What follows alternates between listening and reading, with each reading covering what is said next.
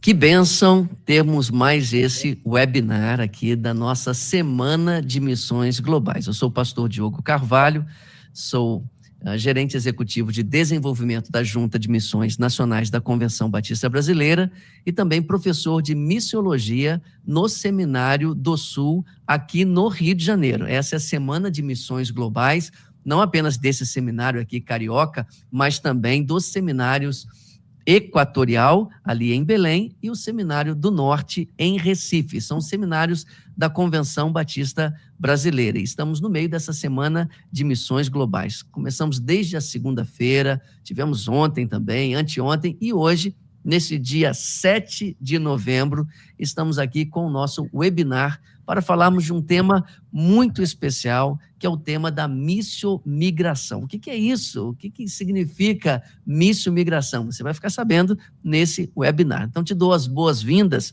Se você está nos acompanhando aí pelo YouTube do Seminário do Sul, YouTube do Seminário do Norte, YouTube do Seminário Equatorial, você já pode comentar, dizendo aí de onde você está. Se você é nosso aluno da EAD, de Teologia EAD, se é aluno presencial, de qual das 3 casas, ou se é um membro de igreja, um crente que está interessado nesse assunto, também comente ali a sua cidade, o estado, ou até mesmo o país de onde você nos acompanha. Sejam todos muito bem-vindos. Antes de dar a palavra aos nossos preletores, vamos orar ao nosso Deus. Pai, muito obrigado por essa oportunidade de estarmos aqui utilizando a ferramenta da tecnologia, da internet, para chegarmos a muitos lugares e a muitas pessoas.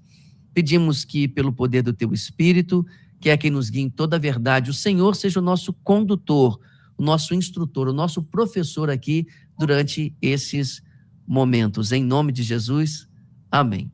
Eu tenho aqui o privilégio de receber, eu vou ler aqui porque o currículo é vasto, eu tenho aqui o pastor Lierte Soares, é pastor missionário, educador brasileiro-americano, com uma grande paixão pelo discipulado e evangelismo. É também presidente da Convenção Batista da Nova Inglaterra, a BCNE.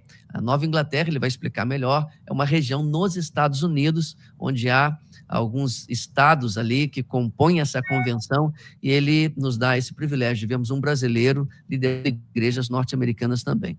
Ele é diretor de desenvolvimento da Inspire Network USA, que é a rede Inspire nos Estados Unidos. Lierte é também graduado em Teologia, Pedagogia, Direito e Administração. Pós-graduado em Língua Inglesa e em Administração Pública. Atua como teólogo e educador, sendo mestre em divindade pelo Midwestern Baptist Theological Seminary, em missões transculturais pelo Southwestern Theological Seminary, doutorando em missões e evangelismo pelo Southwestern Baptist Theological Seminary em Fort Worth, Texas. Muito obrigado, pastor Lierte, pela sua presença. Dê sua primeira saudação aí a quem está nos acompanhando de diversas partes do Brasil e do mundo. Diogo Carvalho, para mim, juntamente com essas irmãs que servem a Cristo, estar junto com a igreja global, é para mim um privilégio estar falando com brasileiros. Nós estamos aí com o fenômeno do Global Sul, do Sul, que é, na verdade, um movimento das nações, e o Brasil faz parte desse movimento de Deus, e queremos aqui compartilhar e aprender aí junto com os irmãos. Uma alegria muito grande. Maravilha. Nós temos também aqui a irmã Fabiana Brown, é casada com Sebastian, mãe de Naomi e de Yael, é missionária na Alemanha, há mais de uma década serve entre diásporas de diversos países.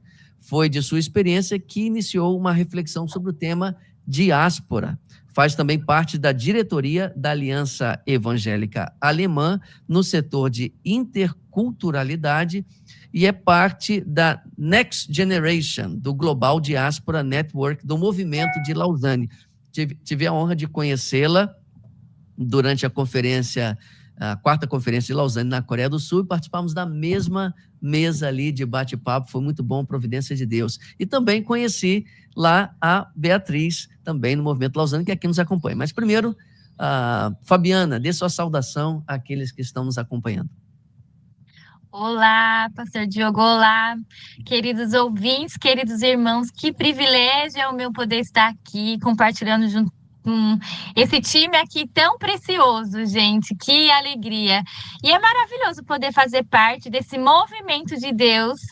E o meu desejo, né, que depois desse webinar mais pessoas possam estar engajadas e entender que nós servimos o Deus vivo, o Deus que se move. A gente não serve o Deus que está morto, que está parado, mas o Deus que se move. E nós nos movemos junto com Ele e através dele, para a honra e glória do nome dele. Muito obrigada por esse convite, Diogo. Que bom, para nós é uma grande honra tê-la aqui, assim como também a irmã Beatriz Thielmann, é fundadora da Alma Creative, especializada em estratégia de marketing e liderança de projetos, voltada para lucro com propósito social. Com mais de 10 anos de experiência em marketing e eventos para empresas, ONGs e pequenos negócios, alia negócios e filantropia. Atualmente faz parte da iniciativa Global Diaspora Network, Next Generation com Lausanne. Conduz um projeto de implantação de uma home church, uma igreja caseira com expatriados surfistas na Costa Rica. Vamos ouvir essa história aqui. E trabalha em um business with a mission com mulheres indígenas locais. Bia, né, não sei se podemos chamá-la de Bia, eu acho que sim, né? Bia já atuou como vice-cônsul honorária do Brasil em Manitoba, de 2017 a 2019, é formada em marketing e publicidade e bacharel em teologia com ênfase em educação cristã pelo Palavra da Vida São Paulo. É brasileira, canadense, fluente em inglês, alemão, português e trabalha remotamente do Canadá, Alemanha e Costa Rica. Que prazer, que privilégio tê-la aqui conosco, irmã Beatriz. Obrigada. Foi um prazer conhecer o pastor Diogo lá em Lausanne e estar hoje aqui falando com vocês, com os ouvintes. É uma resposta de oração que começou lá, não sei quando, talvez há muitos anos atrás. Mas eu e a Fabiana, a gente tem orado sobre esse assunto e eu estou muito feliz quando eu li sobre missão e imigração e li que isso está sendo fomentado no Brasil. Então, eu estou muito feliz aqui de compartilhar a minha história hoje com vocês.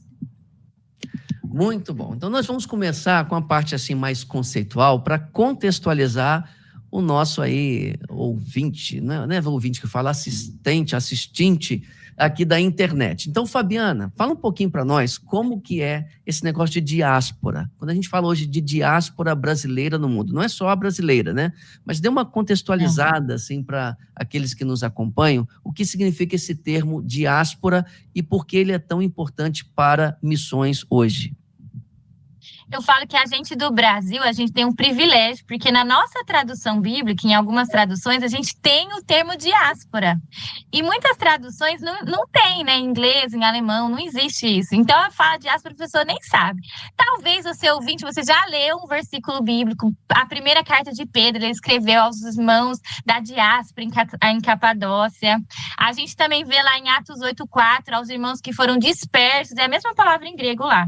Então, na verdade, o termo surgiu, é um termo grego, mas surgiu para definir o povo judeu que foi espalhado para o mundo todo. Isso que a gente já sabe um pouquinho da história, né? Então, seria a comunidade dispersa daquele Deus, e aí hoje a gente pode falar, então, a comunidade dispersa de brasileiros espalhado por todo o mundo. Esse é o termo, assim, diáspora que a gente usa.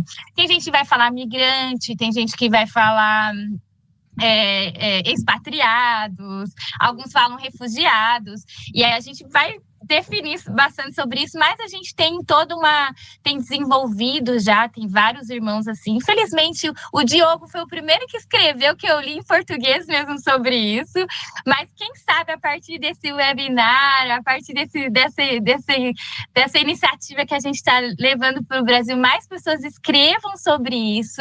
Então, tem irmãos e irmãs que escreveram sobre a missiologia diaspórica, que é o estudo do movimento da migração, né, de Deus e do povo de Deus na Bíblia, e também uma resposta a isso, porque a gente vê na antropologia estudos interculturais na antropologia, mas aí a gente na missiologia diaspórica a gente vai entender isso, o que a Bíblia fala sobre isso. Maravilha, muito bem. Pastor Lierte, olhando do ponto de vista de um brasileiro que está aí na Nova Inglaterra, fala um pouquinho do contexto aí da Nova Inglaterra e diga assim, há motivos para olharmos com otimismo para essa presença brasileira no norte, nos Estados Unidos, na Europa, é possível aproveitarmos essa migração brasileira com um fim missionário? Diogo, é uma pergunta muito interessante. Eu gostaria até de citar o pastor norte-americano da Califórnia, o David Jeremiah, que ele fala que Deus nos coloca onde precisamos estar lá para cumprir os propósitos dele, e ele faz isso para o nosso próprio bem e para a glória dele. Eu entendo que cada pessoa que sai do seu país, seja qual for a motivação ou status da pessoa, se é um refugiado ou se é um imigrante, uma pessoa que vai migrar para um lugar. Eu creio que Deus, na sua soberania, ele está por detrás fazendo isso.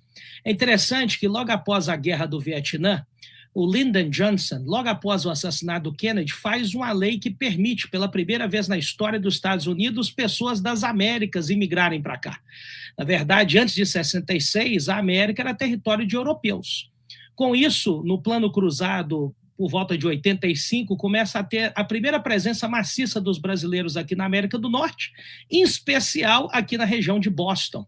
A Nova Inglaterra vai pegar a parte nordeste, 6 estados compõem a Nova Inglaterra, que são eles o estado de Massachusetts, onde eu estou, Connecticut, New Hampshire, Rhode Island, Vermont, o Maine.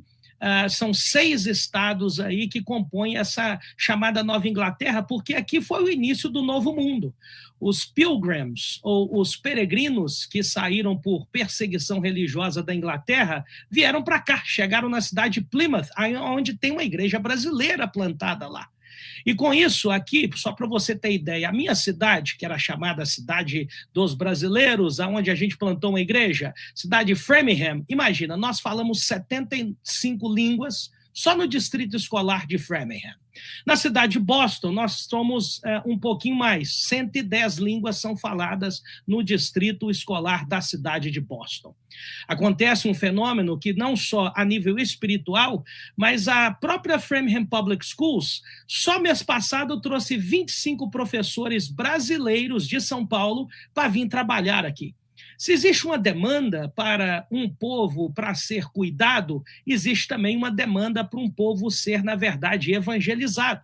Agora, esse perfil desse missionário ou dessa pessoa que vem para cá para fazer um curso, nós recebemos muito turismo de negócio aqui, que é lógico que a pandemia mudou um pouco, mas nós temos aquele turismo educacional, que a pessoa vem cá fazer o mestrado, vem cá fazer seu doutorado. Olha, viajar com propósito, estabelecer por propósito e entender que Deus está fazendo você participar de um movimento dele. É interessante que eu amei quando a irmã fala de diáspora. Nós temos hoje um país fora do Brasil maior do que o Brasil que compõe a diáspora. São mais de 275 milhões de pessoas que vivem fora do seu país de origem.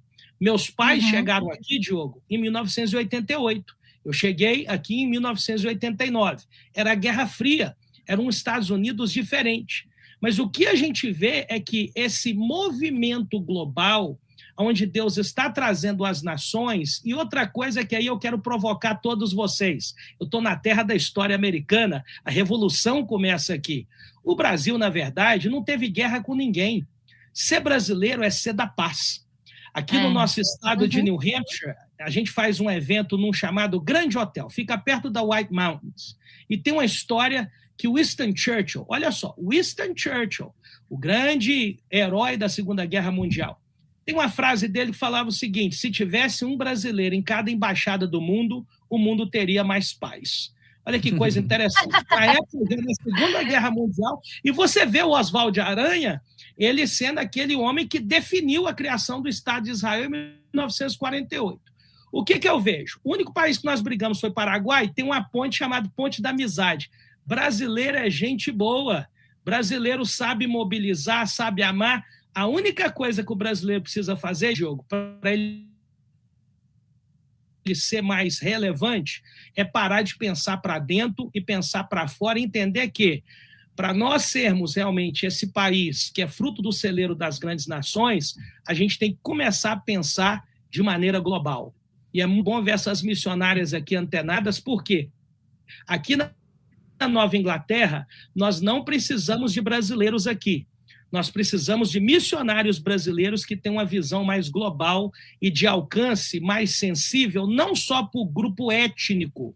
Lembrando que nós não estamos hoje no pós-guerra, nós estamos hoje no pós-globalização. Aquela história que americano só alcança americano, aquela história que brasileiro só alcança americano, isso é missiologia de 40 anos atrás, logo do pós-guerra. Hoje em dia, a nossa convenção, e aqui nós chamamos Convenção da Nova Inglaterra, porque seria difícil para nós aqui entendermos que nós somos Convenção Batista do Sul. Fomos nós que levamos os Begabis para o Brasil, é a nossa convenção aqui. E a nossa convenção, só para você ter ideia, americana, nós no domingo temos culto em 29 línguas diferentes. E mais da metade das nossas igrejas são de outras etnias. Então, dando oportunidade aí para o pessoal participar, o brasileiro precisa sim se antenar, tem vez, tem voz agora. Tem que fazer só uma mudança. Parar de ser o piniquim, parar de ser bairrista e entender que a grande comissão é uma chamada global e aproveitar o nosso histórico, porque quando chega um missionário americano, ele tem resistência no campo. Quando chega um missionário europeu, ele tem resistência. E eu vou falar, eu estou aqui já desde 89, e eu vi essa mudança. A vez agora são as nações do sul global, os sul-coreanos, os africanos, os sul-americanos, e aí nós vemos o seguinte: chegou uma época diferente de fazer missões e o Brasil pode sim fazer a diferença. Excelente. Nós vamos. Vamos lá, nós vamos, se Deus quiser, né? Mas a gente precisa ajustar. Esse é o grande clamor da missio-migração. Não é simplesmente a migração, mas uma migração banhada por um propósito missionário. Nós temos aqui a Beatriz, e ela vai contar um pouquinho para nós a trajetória dela do ponto de vista de um brasileiro migrante. Os desafios e as fases que ela atravessou. Eu espero que muitos que estão nos assistindo possam se identificar com a história dela. Beatriz, quais são os desafios desse brasileiro que vive no exterior? E é possível para ele adquirir essa visão missionária para fazer a diferença, para ser sal e luz e fazer discípulos, mesmo morando fora de sua pátria? Obrigada. Sim, com certeza. É possível, não é fácil. Eu vejo como os brasileiros que saem do Brasil como uma grande oportunidade e dificuldade também. Né? Acho que a palavra que eu estou procurando é challenge, né? É tanto uma oportunidade quanto um desafio. Essa é a palavra que eu estou procurando. Eu acho que a minha história como imigrante, ela é assim, ela é cheia de oportunidade e desafios. A Fabi, ela costuma falar que eu sou o case study dela, né? Que eu sou o estudo de caso dela. Porque a minha história como imigrante, ela começa de pequenininha, com 2 anos, eu nasci no Rio de Janeiro, e a minha família, pastores, eles foram, meu pai pastor, minha mãe missionária, nós somos missionários em Goiânia, não em Goiânia, em Goiás, Anápolis, com Asas de Socorro, vivemos lá por um tempo, depois retornamos ao Rio de Janeiro, e ali no Rio de Janeiro, com 16 anos, Deus me chamou para o ministério, e eu fui para o Palavra da Vida, e no Palavra da Vida eu conheci o meu marido. E o meu marido é alemão. Então, eu, sem querer, sem pedir, eu fui enviada. Deus me levou à Alemanha. Estudei teologia no Palavra da Vida, ele também estudou teologia no Palavra da Vida. E ali na Alemanha foi muito bom, foi muito difícil. Foi difícil para mim eu me integrar culturalmente, a cultura é muito diferente. Foi doído, mas foi uma experiência muito boa. Eu era muito jovem também, isso ajudou bastante, eu aprendi alemão. E depois de 3 anos na Alemanha, nós decidimos que nós queríamos estudar outra coisa e que a gente queria fazer algo sem ser só pastorear uma igreja. Na verdade, meu marido nunca quis pastorear a igreja, então a gente foi para o Canadá e nós 2 começamos a estudar. Então eu começo a minha história de diáspora, né, que eu falo que eu tenho uma história diaspórica, a Fabi falou isso para mim, que eu tenho uma história bem diaspórica. Então ali de imigrante por casamento, eu acabei sendo imigrante, eu virei estudante, né? Que o pastor Liert falou disso também. Eu fui estudante internacional, estudei marketing. E ali do marketing eu virei uma profissional expatriada, porque depois eu virei profissional do marketing, acabei me afastando do ministério. E isso é uma fase, quando eu comecei a trabalhar, isso é uma fase bem difícil espiritualmente para mim, porque eu comecei a trabalhar, eu acho que Deus me curou de ser uma workaholic, eu não sei o nome mais em português disso, mas eu comecei a trabalhar tanto, meu marido começou a trabalhar tanto, e quando a gente saiu da Alemanha, a gente não encontrou uma igreja no Canadá. Então, esse tempo de eu ser estudante internacional, esse tempo de eu buscar a minha carreira e me distrair nisso, nessa luta, nessa batalha de entrar para o mercado de trabalho, eu acabei me afastando da igreja, eu acabei me afastando do convívio com irmãos.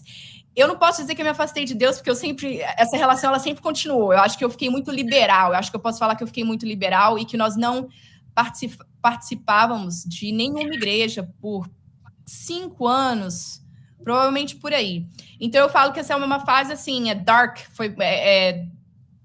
foi ruim, né? Afetou a nossa família, afetou a nossa vida espiritual. Então, aí eu quero levantar para vocês que existe um perigo, né? Então, você fala aí de uma pessoa que cresceu num ambiente cristão, filho de missionários, vai para o Palavra da Vida, né, estudar teologia, depois de 10 anos, depois de 5, 6 anos casada, fora do país, ela não vai à igreja por 5 anos, porque ela não encontra uma igreja onde ela se relaciona. Então, ali, de um coração que queria servir 100%, aí você me vê uma pessoa extremamente workaholic, né, que tinha 3 empregos diferentes ao mesmo tempo e não está mais servindo, né, o coração já não estava mais onde estava. E isso foram por alguns anos, e até que o Covid aconteceu.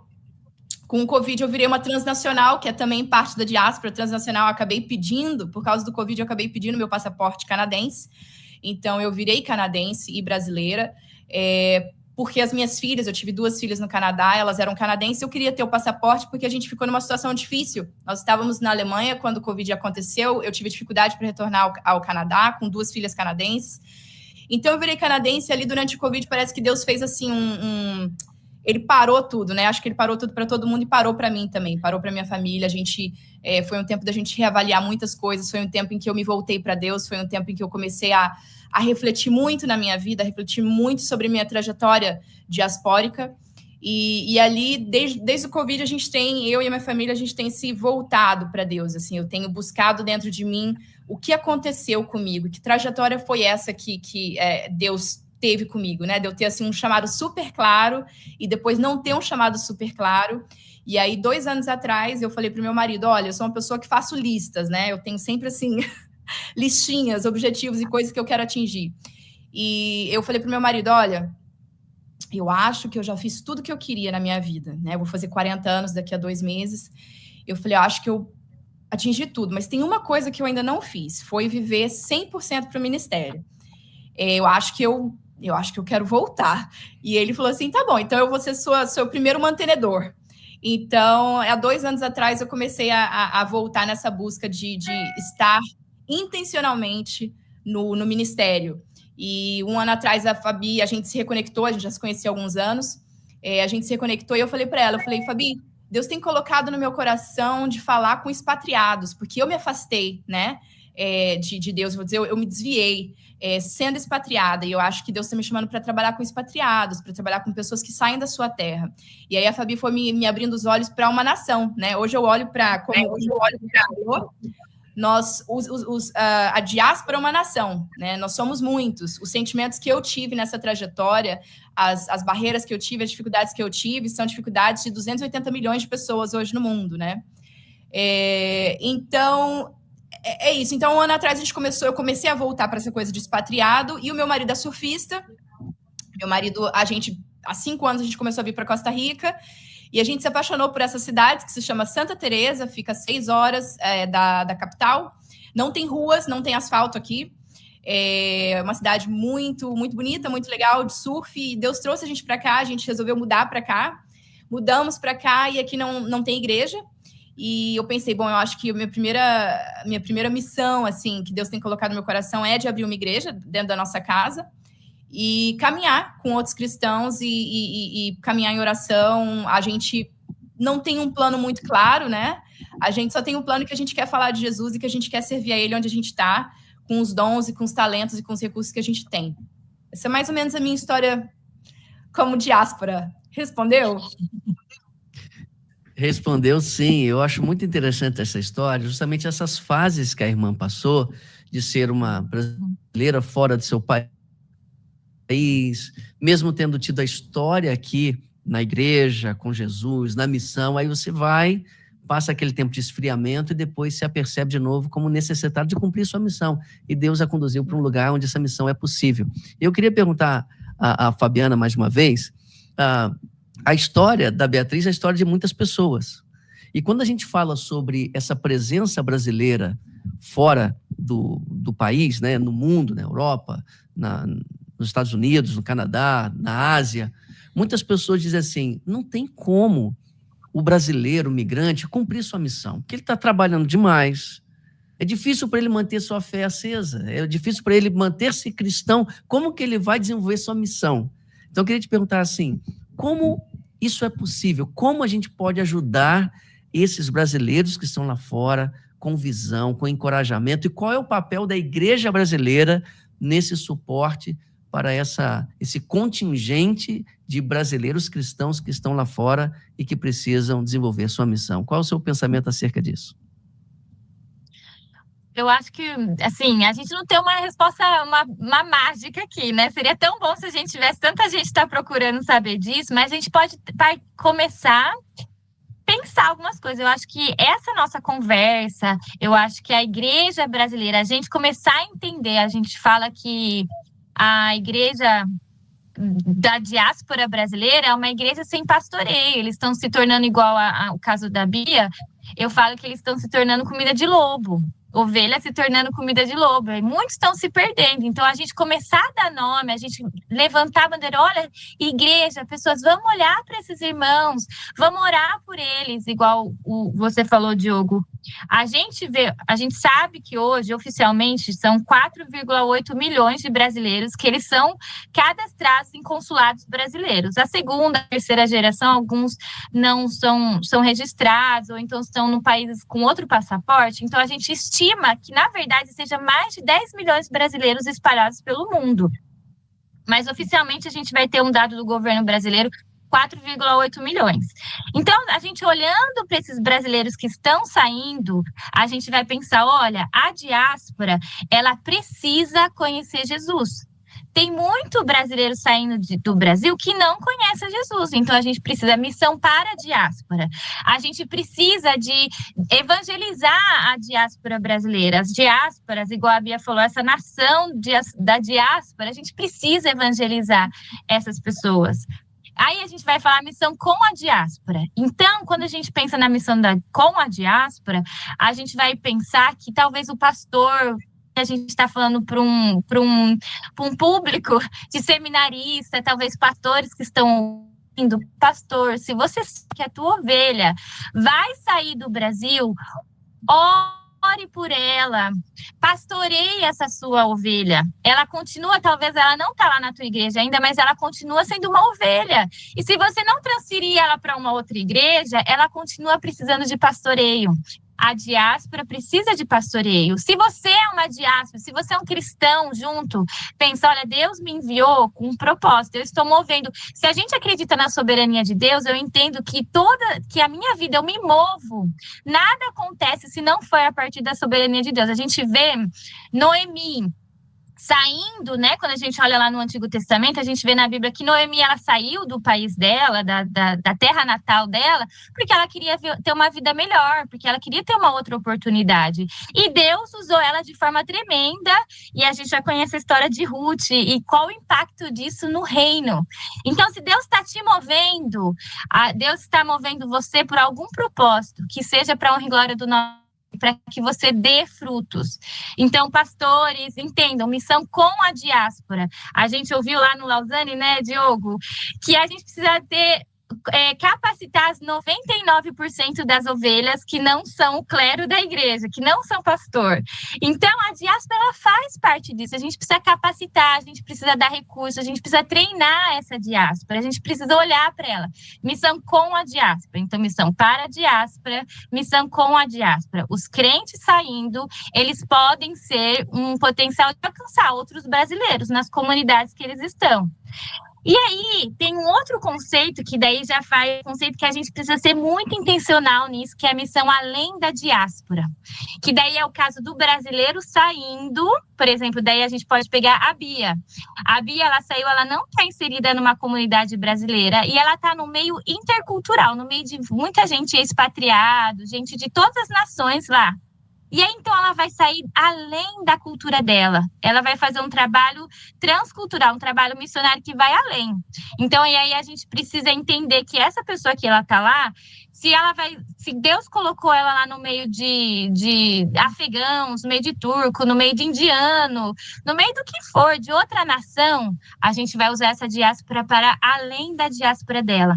E aí é um povo evangelizando outro povo, um povo servindo outro povo, e só se a gente conseguir juntar o nosso potencial do movimento missionário, eu sou uma missionária tradicional, então a gente vai falar, então não precisa mais de missionário, eu vou ser diáspora. Não, a gente precisa de mais missionário, a seara é gigante, a gente tem que orar para Deus mais trabalhadores. E aí então a gente usa os missionários, a diáspora, a igreja brasileira no Brasil, os pastores, todo mundo engajado vindo ao Senhor. Então, esse que é o nosso desejo. E assim, a gente vê Atos 8:4, a minha base é Atos 8:4. Quando a gente olha lá, todos os cristãos, e quando eles eram dispersos, a gente talvez, então, a gente fala da diáspora. No Brasil, a gente não tem a perseguição, mas a gente tem isso daí, gente se casando com outras pessoas, indo estudar, indo trabalhar, indo querer ter uma vida melhor, saindo do Brasil por diversos motivos. Então, os brasileiros dispersos iam pregando o evangelho. E aí a gente olha em Atos, a igreja de Antioquia, que foi a maior igreja missionária, que a gente, nosso exemplo, né? A igreja de Antioquia não foi fundada por um missionário, foi fundada pela diáspora. Então, olha o nosso potencial. Se a gente voltar para as escrituras, se a gente viver o que a palavra tem, a gente pode pensar que está aí um potencial gigante. Nós precisamos olhar e orar, capacitar, e incentivar, falar mais sobre isso, fomentar esse tema no Brasil. Excelente, excelente. É um assunto muito empolgante, né? Pastor Lierte, o irmão fez uma exposição inicial e no finalzinho o irmão colocou uma coisa que me intrigou. O irmão disse o seguinte, que o brasileiro precisa se abrir um pouco mais para ser global. O irmão conhece muitos brasileiros que estão aí na Nova Inglaterra. E a gente ouve falar, pelo menos, vamos dizer assim, é a mentalidade comum do brasileiro, é dizer que o brasileiro consegue se adaptar facilmente em qualquer lugar, o brasileiro se enturma rápido, o brasileiro se adapta. É de fato assim? O que o irmão quis dizer com nós precisamos ser mais globais? O que o irmão vê a partir da sua experiência aí? Brasileiros se fecham em guetos e tudo mais. Qual é o nosso dever de casa como brasileiros se quisermos cumprir a nossa missão globalmente? Eu estou gostando porque o debate vai ficando cada vez mais provocativo. E ver histórias maravilhosas. Primeira coisa, o brasileiro é Pix. Pix é uma iniciativa maravilhosa, mas você já notou que ela só tem alcance dentro do quintal do Brasil? O americano é PayPal. PayPal é no mundo todo. Então já começa a gente quebrar um paradigma. O brasileiro acha que a comida dele é a melhor do mundo. Não é. Quando o brasileiro fala isso, significa que ele não viajou muito, que ele não viajou muito. E outra coisa, a comida serve para você construir pontes. Se você já afirma uma coisa que não é real, a comida brasileira não é a melhor do mundo. E aí você fecha. O brasileiro dá bem com todo mundo, mas superficialmente. E aí eu falo por quê? Existem as comunidades brasileiras. E aí o cuidado da gente com relação a isso. Por quê? Se a gente vai só plantar igrejas brasileiras no contexto nosso aqui, você só vai alcançar uma etnia. Se eu tenho hoje numa cidade de 60 mil habitantes, 75 outras línguas, e eu só estou fazendo culto em português, então eu estou diminuindo o meu alcance. Esse é o projeto de Deus? Eu acredito que não. Segunda coisa, a gente precisa entender que o mundo globalizado, ele construiu pontes e derrubou barreiras e muros. Nós temos hoje uma contextualização que precisa ser mudada, e está mudando. Eu tenho andado no mundo. Hoje, a minha ênfase da nossa convenção aqui é ajudar a Europa e ajudar aqui a América do Norte. Vocês estão recém-chegados de Lausanne, e vocês sabem que são os dois continentes que o cristianismo está em declínio, é a Europa e a América do Norte. Você vê hoje a África nada mais é do que o resultado do empenho mundial para a evangelização de missões, e vai se levantar daqui a uns anos como o epicentro do cristianismo mundial. Mas quando eu tenho o brasileiro que está aqui há 25 anos e não fala inglês, quando eu tenho o brasileiro que está aqui pastoreando e a igreja dele só tem brasileiro, ok, isso é bom, mas ele não ainda alcançou uma visão chamada missão reversa, que simplesmente é o sentimento de gratidão que nós do continente sul ou dos países sul-globais, que um dia fomos área ou campo missionário e hoje somos força missionária, mas por conta da cosmovisão equivocada, a gente perde oportunidades para alcançar pessoas. Outra coisa, foca isso daí. É bom você olhar a diáspora, é bom a gente orar pela diáspora, mas, ok, peça a Deus o seu foco, peça a Deus o seu público-alvo. E uma das maneiras que você tem para descobrir isso é o seguinte: aonde que Deus abriu a porta para mim? Eu estou estabelecida aonde? A irmã está aí com surfistas, está aí fazendo o trabalho aí, louvado seja Deus por isso. Meu coração, quando estava ouvindo o testemunho dessa irmã, ficou assim, doendo. Por quê? Por que não teve um pastor que falou de missão reversa para essa irmã? Por que não teve alguém que discipulou essa irmã em missões? Eu tenho dados do Movimento Perspectivas que de 1989 a 2019, e nós temos aí uma missionária de carreira aqui conosco aqui, dados do Perspectivas Brasil, que de 89 a 2019, o Brasil não enviar nem 30 mil missionários para fora do Brasil no sistema tradicional, que é muito necessário. Esse mesmo dado, a América do Norte enviou 750 mil. Aí você fala o seguinte: poxa, o brasileiro, então, a gente tem que quebrar paradigma, porque está vindo a onda de Deus, que agora os brasileiros estão mais espalhados no globo, própria, e da bênção, do que ser essa igreja ser uma igreja da grande comissão. Quando eu vejo o movimento da diáspora e igrejas brasileiras no mundo, a primeira coisa que tem que fazer, a sua igreja está na Europa, em Portugal, seja na Alemanha, ok, você talvez começa com um grupo base brasileiro, mas o que você vai fazer? Olha o desafio, eu vou falar agora só da igreja portuguesa. E os filhos dos brasileiros, que o português não é a língua do coração deles. E eu vou falar que isso muda uma igreja plantada, em 10 anos você já começa a ter esse problema. E a pessoa que está lá na Alemanha, que o filho dele já não é mais tão assim brasileiro, porque a cultura é forte. O problema nosso é que nós, às vezes, achamos que a cultura brasileira é tão boa e ela é tão forte que a gente não consegue aí fazer. Essa é a transição que os missionários brasileiros precisam fazer. Uma outra coisa, talvez seja um radicalismo meu, foi minha experiência, ok? Para você ganhar gente da terra, e eu estou aqui na Minas Gerais dos Estados Unidos, que o pessoal da Nova Inglaterra é desconfiado igual mineiro, ok? E aqui existe a frase earn the right to be heard, ganhar o direito de ser ouvido. Os irlandeses aqui só foram considerados brancos depois da Guerra Civil Americana. Eles eram católicos e não eram considerados brancos pela lei do estado de Massachusetts, mas com a Guerra Civil Americana, os irlandeses ajudaram os americanos do Norte a vencer a guerra. Aí eles ganharam o direito de serem brancos.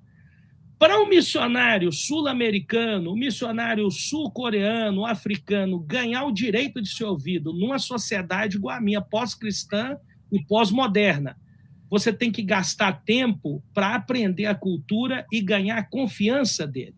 Nos Estados Unidos, na terra do patriotismo, onde que eu vivo aqui em Massachusetts, a primeira coisa que tem que mudar nas igrejas nossas aqui, eu tenho falado sobre isso. Bandeiras, já fala, são pensamentos e ideias diferentes. Bandeiras mais dividem do que unem. está preparado para plantar uma igreja sem bandeira? É o primeiro paradigma que tem que fazer. Porque o cara, ele não foi brasileiro no Brasil, mas quando chega no exterior, ele confunde a síndrome de Ulisses, ok, com patriotismo. Ok? Você pode ter a bandeira brasileira dentro da sua casa, mas será salutar ter uma igreja para alcançar a pessoa da terra? Será salutar isso, ter essa bandeira brasileira lá? Se o grupo é hispano, é pior ainda, porque nós temos várias nações aí, e aí para você ter bandeira, você tem que ter bandeira de todos os países de fala espanhola. Mas são essas provocações que a gente tem que fazer, porque a segunda e a terceira geração, Diogo, ela está vindo, e eu vou dizer, o estabelecimento da missão, ela não vai acontecer da noite para o dia, ela não vai acontecer num lapso de 5, 10 anos, ela vai acontecer daqui 20 anos. O nosso trabalho, missionários e as pessoas que estão aí no seminário, nosso trabalho vai ser julgado daqui a 20 anos, se valeu a pena o que nós fizemos para Deus. Então, nós temos que pensar a médio e longo prazo, e aqui na Nova Inglaterra, irmãos, a experiência é o seguinte, toda igreja monocultural, ela só sobrevive 20 anos. Nós estamos tendo problema porque são igrejas étnicas, nós temos aqui, nós somos uma convenção americana, mas por conta do multiculturalismo, nós temos hoje aí 53% das nossas igrejas de outras etnias. Só que quando ela é monolíngue, e quando ela é, na verdade, uma igreja monocultural, ela só vale 20 anos. Ela não consegue alcançar a segunda geração. E essa segunda geração são eles que vão ser os professores, os médicos, os futuros pastores, as pessoas que vão mudar a sociedade.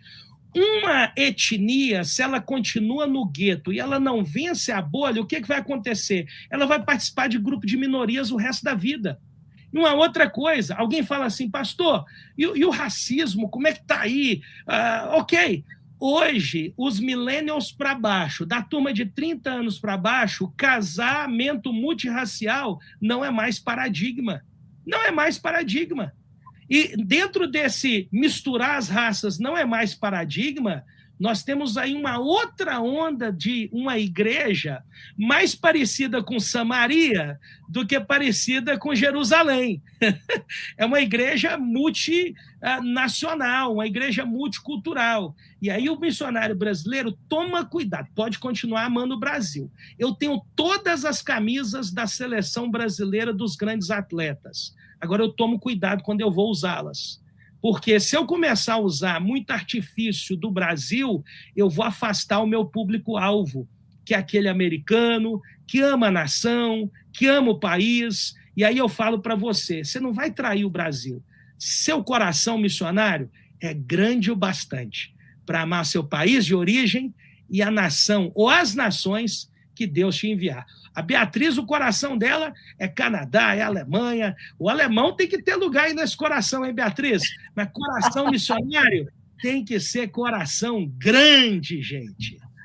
É isso aí, Lê. Deixa eu só dar uma base bíblica aqui. Eu gosto assim, igual ele falou, não, eu gosto que o negócio vai ficando quente. Eu acho que a gente tem que pensar biblicamente, né? A gente tem que pensar que o nosso papel é ensinar nossos filhos, nossa casa, pensar nas gerações e educar, né? Eu acho que isso é uma base do cristão, que a gente precisa viver o evangelho dentro da nossa casa. Isso aqui, né? Lá no Lausanne, o Ronaldo Lidório falou, não envia para longe, quem não é bênção perto não vai ser bênção longe. Então, a gente tem que pensar nisso, a gente tem que ser bênção onde Deus colocou a gente. Se for nos Estados Unidos, na Costa Rica, no Brasil, no Rio de Janeiro, em Minas Gerais, eu sou bênção. Aí em Belém, eu sou bênção, eu sou sal e luz. Então, a gente tem esse mandamento, né? Ser sal e luz, Jesus chamou a gente para isso. E aí, então, pensando nas igrejas, igual o irmão falou, a gente vê que as igrejas monoculturais, elas são como a igreja de Jerusalém.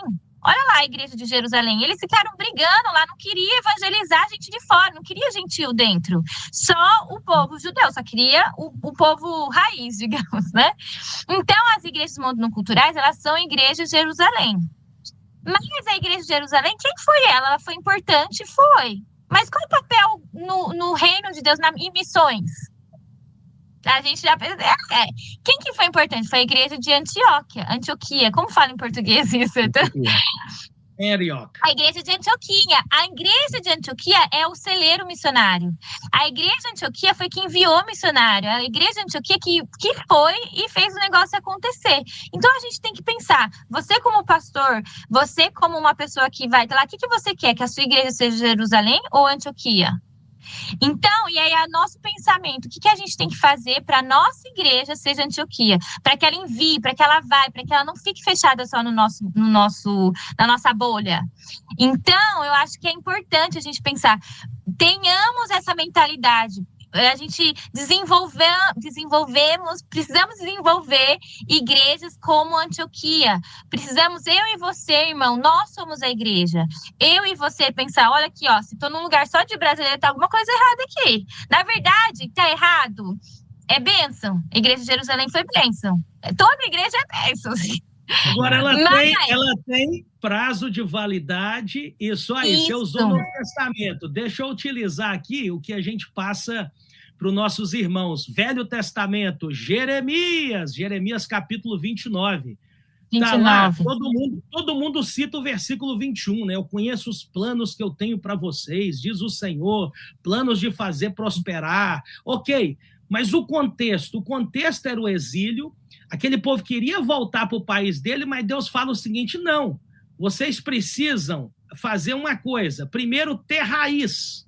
O profeta Jeremias, no capítulo 29, ele fala sobre adaptação cultural, mudar a mentalidade da pessoa.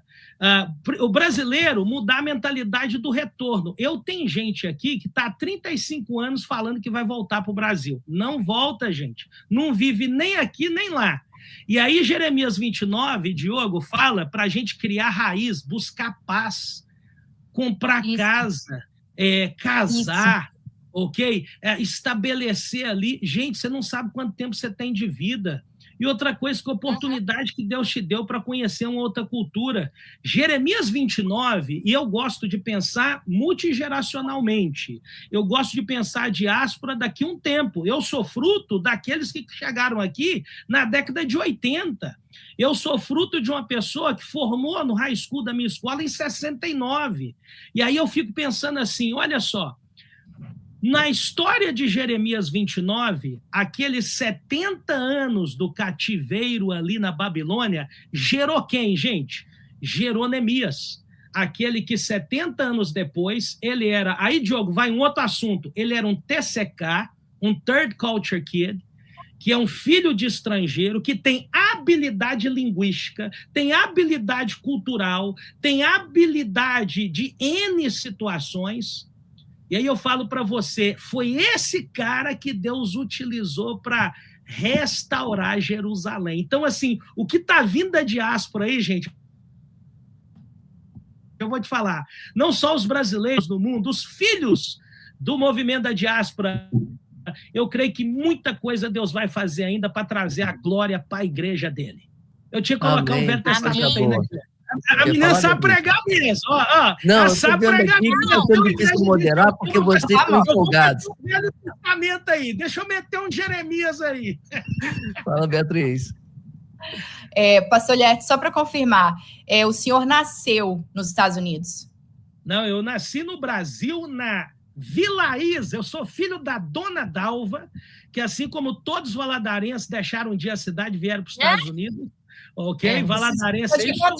O senhor tinha quantos anos quando o senhor foi para os Estados Unidos? A minha primeira experiência... Eu sou TCK, eu cheguei aqui com 9 anos. Eu sou TCK. Com 9 anos, tá. Então, por exemplo, o pastor Lierte, a gente fala no consulado que o pastor Lierte, ele é um brasileirinho. Ele é brasileiro, mas ele não é brasileiro. Porque ele passou a infância dele no Brasil... Mas a gente fala que depois dos 7 anos, se a criança chega ali se ela chega entre 7 e 14 anos, na verdade, ele é um brasileirinho. Ele não teve ali, ele não fechou todos os ciclos de infância. Então, o pastor Lierte, ele tem uma visão diferente do que eu tenho, diferente do que a Fabiana teve, né? Que a Fabiana foi para a Alemanha com 23, 24, 25. Eu também fui para a Alemanha com 23 anos, eu já tinha estudado, a gente já tinha tido uma formação, a gente já tinha completado, assim, não a nossa fase adulta, mas essa primeira fase, né, no Brasil. Então, assim, o pastor Lierte, ele tem uma fala de um brasileirinho, né, porque eu sinto que as dificuldades que o pastor Lierte enfrentou são totalmente diferentes das dificuldades que a Fabiana enfrentou, totalmente diferentes das dificuldades que a Beatriz enfrentou, né? Quando eu estava no consulado, eu atendi mais do que 500 famílias. E a maioria das famílias que eu atendi eram famílias que tinham acabado de chegar no Canadá. Eram pessoas que tinham chegado há 2, 3 anos.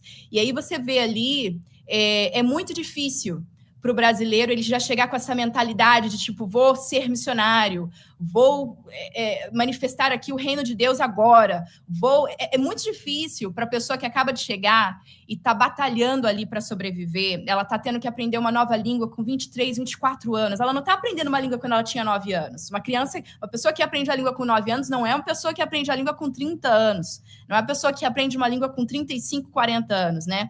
Então eu posso dizer que o que eu vi ali com as famílias que passaram no meu escritório é que eles têm assim uma crise de identidade. Então, eles encontram identidade quando eles vão para uma igreja, quando eles vão para uma igreja brasileira. Então, eu entendo muito a comunidade brasileira que meio que vive num gueto. Eu não julgo, eu nunca quis participar. Eu participei no momento que eu era ali cônsul honorário, eu fiquei 5 anos intensamente com a comunidade brasileira. Mas eu super entendo as pessoas que fazem isso, principalmente quando as famílias não são os casamentos não são transraciais, né? Quando não é o meu caso da Fabiana, que a gente casou com estrangeiros.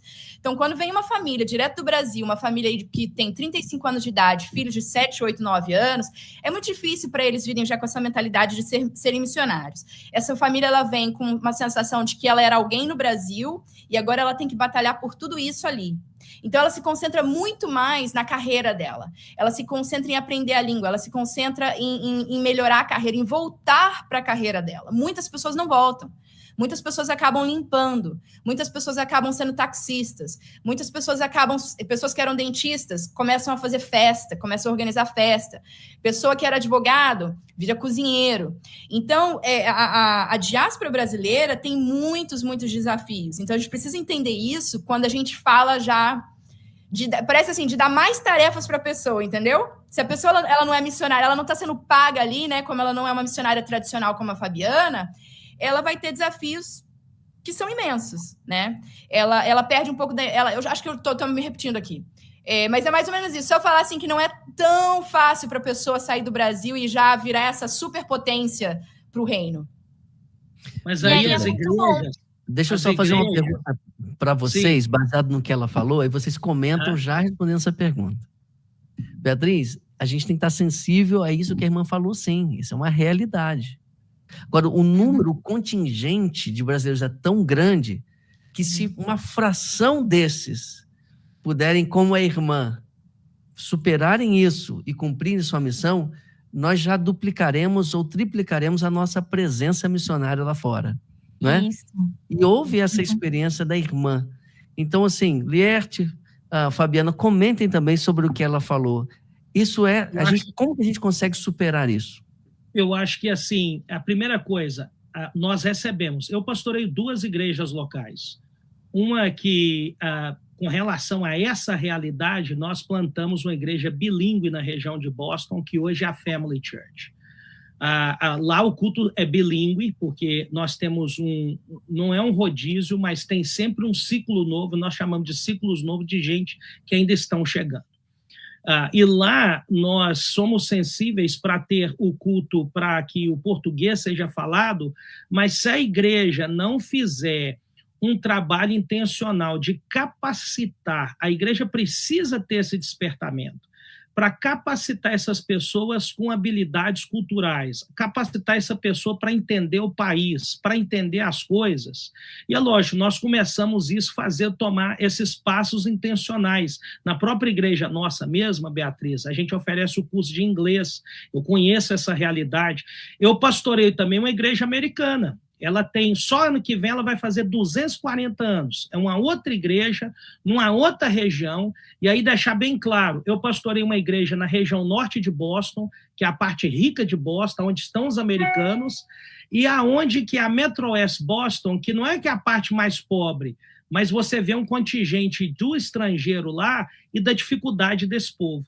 Se a gente não capacitar esse imigrante que chega aqui, a liderança para essa ideia de ser uma liderança diversificada, ele não vai desenvolver na América no atual momento hoje. E uma outra coisa, tentar desenvolver essas relações interculturais. No nosso time, a gente já está tendo, porque a igreja é bilíngue em Framingham, ok? Nós temos pessoas de outras nacionalidades conosco. A gente já é uma igreja sem bandeira, já há muitos anos. Nós abolimos as bandeiras na igreja, que bandeira divide. E com fazer um trabalho de criar, além do discipulado, também a competência transcultural. Porque quando você ensina competência transcultural dentro da igreja, por isso que a igreja no exterior é diferente da igreja do Brasil, e nunca você vai achar a igreja do Brasil em qualquer outro lugar da terra. As igrejas são diferentes. Mas a competência espiritual, ela promove, na verdade, um espírito de inclusão. Porque a pessoa começa a ser incluída. Eu sempre, intencionalmente, tenho um americano pregando no púlpito, e esse americano, quando ele vem, não é que eu encomendo mensagem, mas ele dá uma palavra para realmente levantar a autoestima das pessoas, porque a América sem um imigrante, ela não funciona. A América, sem essa força imigratória, ela não funciona. E essa realidade, Beatriz, que você falou, que a pessoa um dia teve uma vida de alto nível e chega aqui tem que começar de novo, ela é uma triste realidade, principalmente para os brasileiros. Se nós falássemos inglês, a gente estaria na frente. Quer saber uma nação? Eu desafio qualquer pessoa do mundo hoje. Eu desafio porque eu não achei. Me apresenta um indiano que limpa a casa nos Estados Unidos ou que trabalha em construção, igual os brasileiros fazem. Você não acha. E qual o diferencial do indiano para o brasileiro? Ele já chega aqui com inglês na mão e com diploma de uma faculdade lá da Índia. Ele tem formação em duas áreas que precisa de mais aqui, que é a área médica ou na área de TI.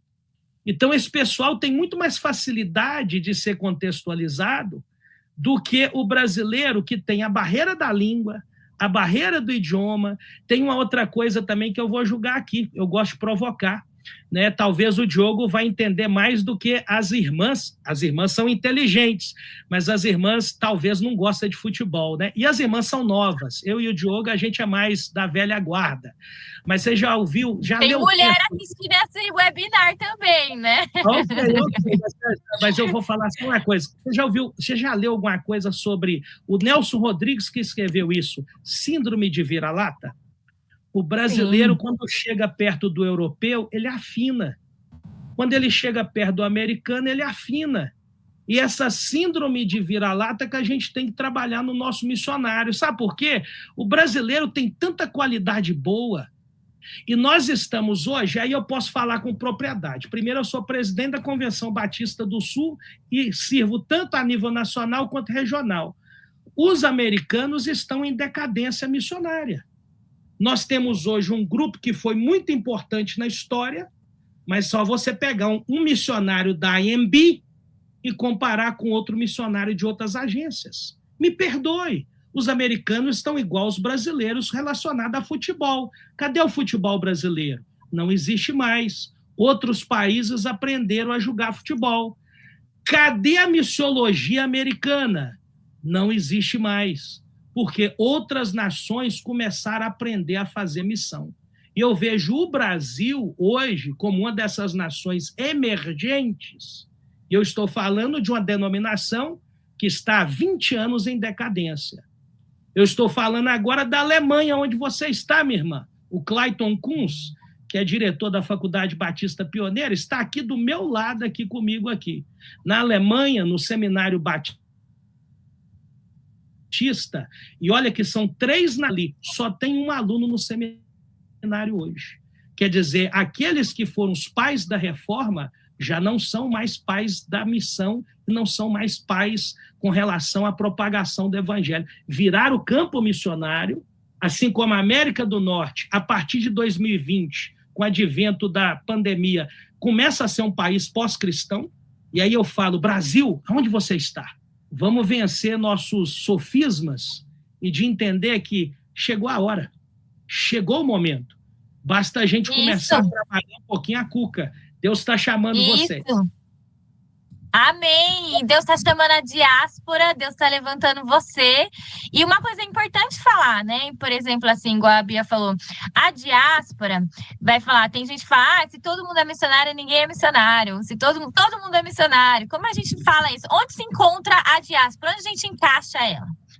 Aí o Diogo, ele tá levantando o tema missão-migração, porque a diáspora, eu sou missionária de carreira, e assim, esse termo missionário, o nome missionário, você não vai encontrar na Bíblia, irmão, não existe na Bíblia, a gente também é uma coisa que a gente foi desenvolvido durante o tempo, a gente tem uma missão, e aí tem todo um estudo que não cabe o caso aqui, mas...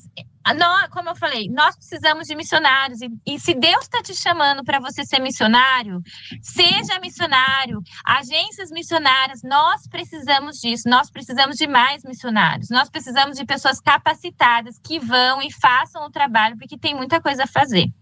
Mas a gente pode potencializar isso, levando a mentalidade para a diáspora, para as pessoas que estão em movimento. Se você saiu da sua cidade natal, mesmo dentro, a gente fala a nossa diáspora interna no Brasil, tem muita coisa dentro do Brasil. Se você não mora na tua cidade e Deus te levou você para uma outra cidade, Deus, ele quer te usar aí onde você está agora.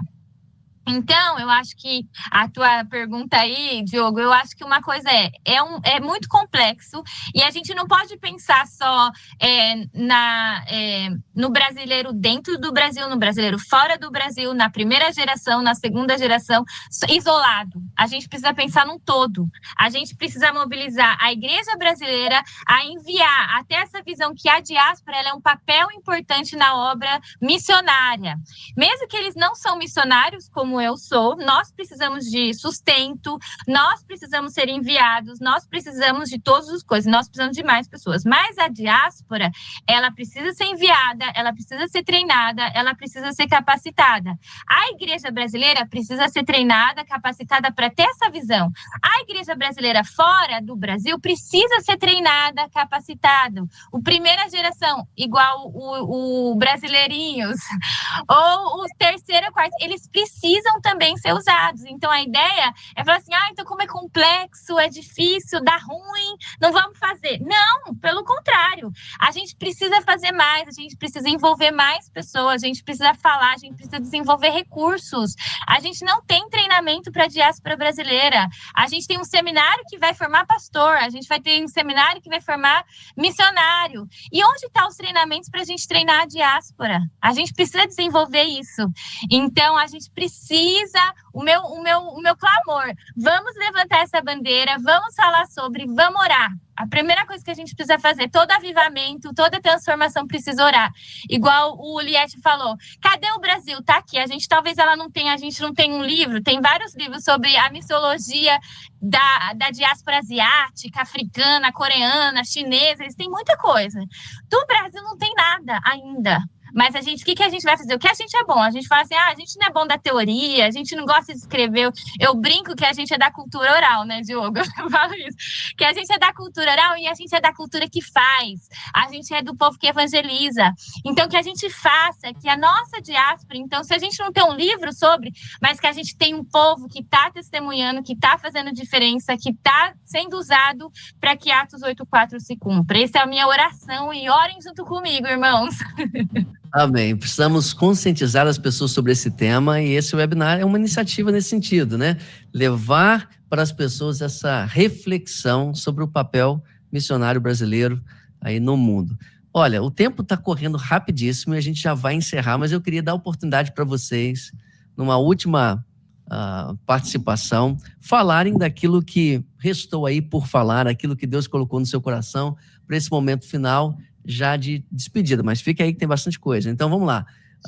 Começando pela Beatriz, depois pela Fabiana e, por último, o pastor Lierte, dando suas considerações finais, falando aí com os brasileiros, com os seminaristas. Talvez alguém esteja assistindo, more fora do Brasil, esteja nessa condição. Eu acho que todo mundo deve conhecer alguém que vive fora do Brasil, possivelmente. Algum membro da igreja, algum parente, algum amigo que foi para lá, é um cristão. Então, qual é a mensagem final que nós podemos deixar a todas essas pessoas, começando pela irmã Beatriz? Eu acho que eu posso fazer um apelo para os brasileiros que estão pelo mundo e que estão sem pastor, né? Que não estão sendo pastoreados. Então, talvez, se você está aí ouvindo, de você começar a pensar na diáspora como são ovelhas sem pastor. Muitos deles não têm pastor, né? Eu acho que um outro chamado é para a gente começar a pensar em coisas práticas de mobilização dentro da igreja no Brasil, de quando você tem pessoas saindo, né, o que você pode fazer, o que pode ser feito para preparar essa pessoa? Essa pessoa, espiritualmente, ela tem uma inteligência intercultural, ela está preparada para o que vai acontecer com ela, né?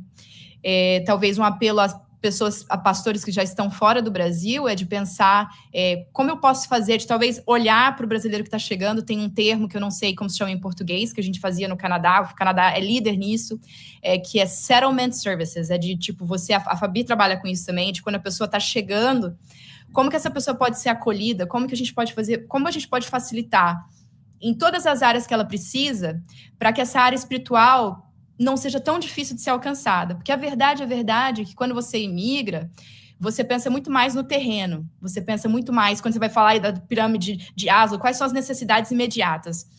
A verdade é que nós somos pecaminosos e a gente pensa muito mais no que a gente vai comer. A gente pensa muito mais no que os nossos filhos, onde nossos filhos vão estudar. A gente pensa muito mais se a gente vai ganhar o nosso, se a gente vai ganhar o nosso visto, se a gente vai ganhar o nosso green card, se a gente vai ganhar a nossa residência permanente. Então, talvez as igrejas que estão, se você hoje está ouvindo e você está fora do Brasil e você pode oferecer apoio para brasileiros que estão chegando, talvez você, de ajudar com a chegada deles, você vai abrir um pouco espaço para eles poderem se dedicar mais espiritualmente para os desafios espirituais que eles têm. E de pensar nisso, de pensar e mobilizar em coisas práticas, como que a gente une, como que a gente equipa, como que a gente dá identidade, como a gente faz as pessoas perceberem isso, porque eu acho que eu demorei muitos anos para eu perceber que eu tinha uma identidade. Uma das coisas que acontece com você quando você mora na Alemanha, depois você mora no Canadá, depois você mora na Costa Rica, e é uma conversa que eu tenho aqui com a comunidade não cristã, é que você perde um pouco da sua identidade, você perde um pouco a ligação com outras pessoas, você perde um pouco da ligação com coisas. Você acaba criando um núcleo muito pessoal ali das pessoas que estão bem, bem pertinho de você. Então, de talvez se atentar a isso, né? De se atentar a quais são as necessidades do brasileiro físicas, quais são as necessidades psicológicas, quais são as necessidades espirituais que esse brasileiro tem, né? E talvez um versículo que eu falo, se você está disperso, se você está pelo mundo, né? Eu sempre falo para minha filha, que ela tem 7 anos, ela já nasceu assim, viajando, morando 3 meses na Alemanha, depois morando 3 meses na Costa Rica, depois morando no Rio de Janeiro, depois elas estão sempre na Alemanha. Então, assim, a minha filha, ela está com 8 anos agora. Então, às vezes ela pergunta, às vezes ela fala, por que a gente está indo para lá agora? Por que a gente está indo morar lá agora? E aí eu falo para ela, olha, a nossa casa, né? Home is whenever we're together, né? A nossa casa é quando a gente está junto, a nossa família, essa é a nossa casa. E eu sempre falo para ela que o nosso lar é no céu, da onde a gente espera a volta do nosso Salvador. Então, talvez um incentivo para você, se você está fora do Brasil, é de você pensar que você nunca mais será o mesmo. Uma vez que você sai, você não será mais o mesmo. Você sempre vai sentir saudade do Brasil, depois vai sentir saudade da Alemanha, depois vai sentir saudade do Canadá. Então, quando você sente esse vazio, quando você sente essa necessidade de pensar que o nosso lar é no céu, que Deus está aí sobre os povos, sobre as nações, e que nós somos parte disso, e que nós somos parte do movimento dele, né? E que ele que é soberano, é ele que está mudando, é ele que está movendo, e simplesmente entrar nesse movimento e ver o que ele está te chamando para fazer agora, hoje. Amém. Exatamente. O apóstolo Paulo, falando aos atenienses, ele diz que é Deus que fixa os limites das habitações dos homens. Então, toda essa movimentação está debaixo da soberania de Deus, muito embora em muitos casos seja fruto de sofrimento e tudo mais, mas a mão soberana de Deus está sobre tudo isso. Fabiana. Isso mesmo. Depois que a Bia falou, que todo mundo falou aqui, gente, o que é que eu vou falar? Mas, assim, lógico que a gente poderia falar muito mais. Mas, assim, uma coisa que eu vejo também é que tem gente que meio que faz chacota, assim, eu também quero sair do Brasil. E aí julga o irmão que tá saindo, né? Assim, se eu não sou missionário, só é o missionário que importa. E aí tem aquela hierarquia, né? Paulo já falou isso para os coríntios, né? Não existe dom melhor, maior, todo mundo é importante no reino de Deus. Se você é crente, você tem um dom. O seu dom, exerça o seu dom. Compreenda o seu dom, conheça o seu dom. E aí, então, saiba que você é útil e necessário para o corpo, para o reino. O seu dom não é para você, não é para o seu engrandecimento, para que você seja melhor, mas é para o serviço. Então, eu acho que é muito importante, né? Depois de tudo que foi falado aqui, entenda o que Deus quer para você. Se Deus está abrindo as portas, se Deus está te chamando para você sair, sai. Se Deus está falando para você fica, fica. E exerça o seu dom com alegria e com aquilo que Deus deu para você. Porque isso que Deus deu para você é o teu talento. Não enterre teu talento, não enterre o teu dom, mas dê fruto, multiplica, né? A gente tem aquela parábola dos talentos. Então, olhe para isso, entenda o que Deus quer de você hoje, agora, nesse momento. Se você é um pastor, se você é um seminarista, se você é um missionário, se você é uma esposa, se você é mãe, se você é um jogador de futebol, Deus, ele quer te usar aonde você está e ele te deu um dom e o talento para você frutificar. O meu sonho, meu desejo, eu oro para que essa mentalidade da diáspora seja algo orgânico, que no Brasil a gente não compita com esse pastor missionário, diáspora, que não tenha isso, mas que a gente seja algo natural da igreja, seja algo natural da igreja brasileira. Você vai sair do Brasil? Vai, porque Deus está te usando, Deus está te levando, está te movendo para lá. Você tem esse dom e você vai exercer lá. Que meu sonho é que esse movimento da diáspora seja fomentado, e que as pessoas entendam, deem frutos e que esses frutos multipliquem, deem mais frutos. E não o que nós estamos vendo hoje, que na verdade esses frutos, esses irmãos que deveriam dar frutos, eles estão sendo pedra de tropeço. Que a gente mude essa realidade a partir de hoje. Amém. Amém. Eu tenho a impressão que essa conversa aqui de 1 hora e pouco, ela trouxe várias ramificações que poderiam gerar outros bate-papos bem mais extensos, não é? Mas a gente precisa finalizar aqui o nosso bate-papo. Pastor Lierte, suas últimas palavras. A primeira, agradecer você, Diogo, para juntar esse time aí. Mas eu quero falar para 2 pessoas agora, ok? Primeiro, para você que mora fora do Brasil. O profeta Jeremias, ele fala muito sobre adaptação cultural. Lá no capítulo 29, né? Mude um pouquinho a sua mentalidade de retornar para o Brasil. Talvez você não viu ainda isso, mas Deus está dando oportunidade para você fazer algo diferente. Busque criar raiz e busque paz de espírito, entendendo que é Deus que conduz a sua vida. Né? Comece a vencer a sua própria resistência, o medo, a falta de persistência, lembrando que nós vamos ser julgados a cada 2 décadas, então nada vai vir rápido na sua vida. Então se acalme, o processo é longo e confia no Senhor. A outra palavra vai para os líderes, sejam missionários, pastores e futuros líderes, as pessoas que estão aí sendo fomentadas nos nossos seminários, no Brasil e no mundo. A primeira coisa, abrace sempre a dependência do Espírito Santo. Você pode pegar um antropólogo, um sociólogo, nem sempre teremos as respostas. Os especialistas são importantes para dar um norte, agora a dependência do Espírito Santo é ele que direciona a nossa vida. E é ele que vai nos fazer ter passos intencionais a explorar mais essa questão do movimento da diáspora. O movimento é dele. Pastor Diogo acabou de citar aqui Atos capítulo 17, é ele que estabelece o tempo, o lugar, as fronteiras. Então, assim, seja sensível, busque essa dependência do Espírito Santo e comece a ter passos intencionais. A você, líder ou futuro líder, capacite a sua liderança de forma diversificada. Talvez até para você que está aí pastoreando no Brasil, tem pessoas de outros estados do Brasil, e você precisa entender a diversificar a sua liderança. E, por favor, eu faço um apelo, desenvolva na sua igreja, na sua comunidade local, relações interculturais. Olha para o seu púlpito, talvez só um tipo de gente que prega lá. É bom trazer o diferente, é bom trazer um pregador, uma pregadora que traz uma perspectiva diferente, e no meu caso é bom trazer outras nacionalidades. Busque a competência transcultural. E isso tem que partir de você, é um esforço, porque quando você começa a ter habilidade transcultural ou habilidades culturais, você começa a promover algo que esse mundo está falando tanto sobre inclusão, você começa a trazer e a promover esse espírito de inclusão, que aí sim, você vai estar pronto para mobilizar a igreja local para o impacto global que é necessário. E é isso aí que nós fazemos. Nós somos little dots, pequenos pontos espalhados no mundo, que Deus, ajuntando tudo, nós temos o que nós chamamos de igreja global para a glória dele e para preparar esse mundo para a grande colheita. Que eu creio, aquela visão de Apocalipse 7, versículo 9 e 10, de toda tribo, língua e nação. Diogo, e eu vou chamar aqui porque eu sou mais velho que vocês. Meninas, vai ser uma figura muito linda ver esse povo da diáspora ali em Apocalipse, capítulo 7, 9 e 10.